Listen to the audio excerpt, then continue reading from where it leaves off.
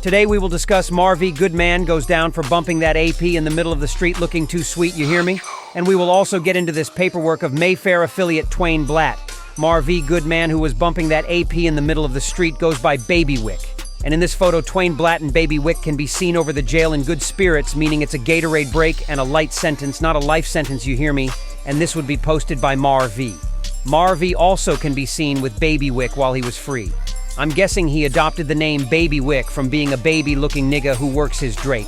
Marvy would post and say, free his lil brother. First, we will get into the Baby Wick story. Then, we will get into the Twain Blat paperwork. Allegedly Baby Wick and his own cousin beefing. Because they hoods beefing. So Baby Wick robbed his cousin for his ARP. Then, later on that month, the cousin came back and ran in Baby Wick house with Drake's trying to press him for his ARP back, but Baby Wick wasn't going and wasn't trying to tell him where he put it. Then the cousin ended up leaving, but as soon as he was about to drive off, Baby Wick ran out the house and brung the ARP and start dropping that shit on him now. Baby Wick is locked up down the jail with Twain Blat. An 18-year-old captured on surveillance video spraying a southeast D.C. neighborhood with gunfire in April was released from custody on Friday, May 3rd, pending his trial, according to a recently filed appeal. Metropolitan Police Department, MPD officials, responded to reports of gunfire in the 1700 block of Independence Avenue Southeast around 2:20 a.m. on April 22nd, according to officials. Ring doorbell video shows the teen opening an alleyway fence, running down a side street and shooting at a vehicle that was leaving the area. Officers responded to the scene but only found 26 shell casings in the roadway. Shortly after, officials obtained an emergency search warrant for a nearby home where they found and arrested Amonte Moody, 18. During a search, officers found a disassembled AR-15 hidden in the ceiling of the home. An investigation revealed that Moody fired the AR-15 26 times at a car occupied by 4 people. According to court documents, no one appeared to be shooting back. Moody was charged with endangerment with a firearm, possession of a weapon, and assault, according to court documents. During a hearing on Friday, May 3rd, a judge ordered that Moody be released and put under house arrest with a GPS monitor, court documents show. In a motion filed Tuesday, prosecutors are appealing the decision to release Moody, saying, the defendant, Moody, fired 26 rounds, littering the street with shell casings. Anyone who happened to walk into that street at the moment could have been killed as an innocent bystander.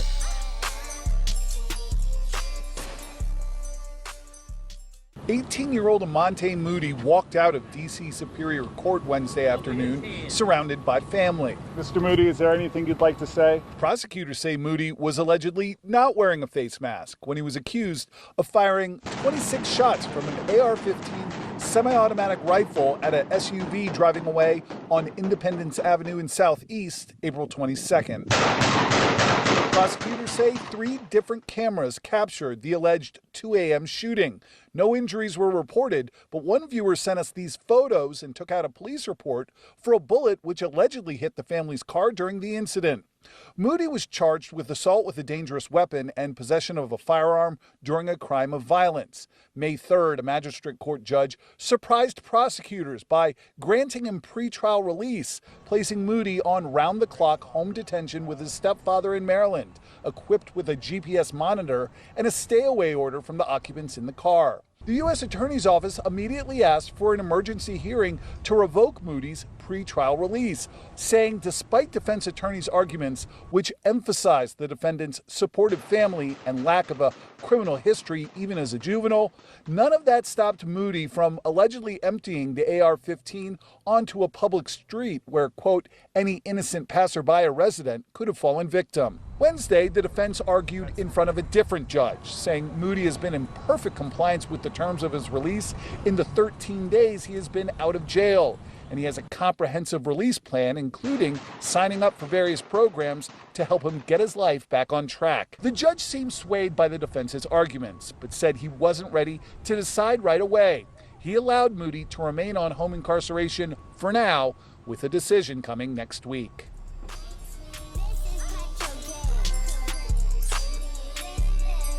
Now we will get into this Twain blat paperwork. I spoke on this paperwork in my first ever video on the Akira Wilson story, but I never actually went over the paperwork.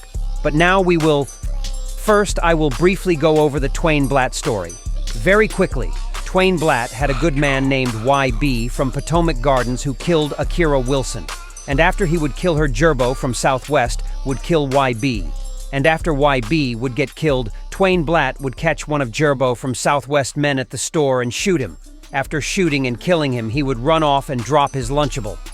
At approximately 12:22:33 a.m., the decedent, wearing the white t-shirt, walks past the defendant as the defendant appears to reach into his waistband and withdraw an object. Approximately 1 second later, at 12:22:34 a.m., the defendant appears to withdraw a firearm from his waistband, point it at the decedent, and fire it while beginning to run out of Circle 7 Express's front door. The shooting altercation lasts approximately 3 seconds, during which the decedent appears to try and grab the defendant's outstretched firearm with his left hand while attempting to retrieve a purple object from his person with his right hand, presumably the purple handgun subsequently recovered from near the decedent's body, before almost immediately collapsing to the ground. Moments after hitting the ground, apparent blood appears to pool near the location of the decedent's body. The following 3 screenshots of video depict this shooting. After viewing the camera footage from the Circle 7, detectives requested that officers respond back to the church parking lot and ascertain whether this dropped item was still there. At 10:23 a.m. on July 9, 2023, Officer Madison indicated that the item was still there and that it was a Lunchable. As noted above, the defendant was observed purchasing a Lunchable just prior to the shooting. However, the Lunchable appeared to have been run over by a vehicle. The Lunchable was then recovered by the Department of Forensic Science and held for evidence. On July 12, 2023, at approximately 3:51 p.m., W3 spoke with detectives at the homicide branch. Detective Adams asked W3 about the photo that IT was shown the previous day that IT identified as Twain, who is called Twain. During this interaction, and while observing the photographs from the prior day, 2 images depicted above, this witness reiterated that this was a photograph of Twain and that he goes by Twain, spelling out Twain. W3 was then provided with a single photograph of Twain Ulmer from the police database below, in which the non-involved witness said, "Yes, that's him. That's the same person." The defendant is believed to use Instagram account Only My Bratbers for reasons described below. Your affiant is aware of Instagram stories posted to the defendant's Instagram account on July 4, 2023. Moreover, this Instagram story appears to depict an image of the defendant holding a black side shoulder bag with a red strip.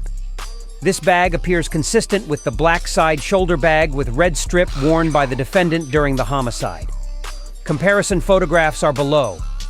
Below is a photograph of the defendant looking in the direction of the camera on the homicide scene, left, compared to 2 photographs obtained from the Only My Brothers Instagram account. That's the end of this video. Like, comment, subscribe, and follow my Instagram.